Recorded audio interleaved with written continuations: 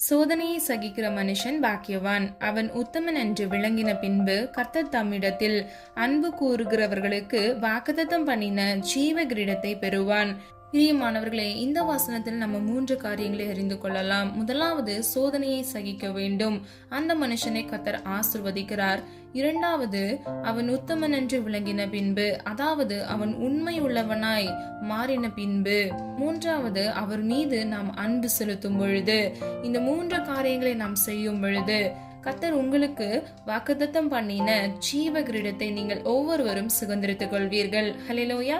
ஜெபம். அன்பின் பிதாவே, அப்பா, ஒவ்வொரு பிள்ளைகளையும் அது கரத்துல ஒப்பு கொடுக்கிறோம். நீர் கொடுத்த இந்த வாக்குத்தத்த வசனத்தின்படி தகப்பனே, ஒவ்வொரு பிள்ளைகளும் ஆண்டவரே ஜீவ கிரீடத்தை சுதந்திரித்துக் கொள்ள தகுதிப்படுத்துங்க.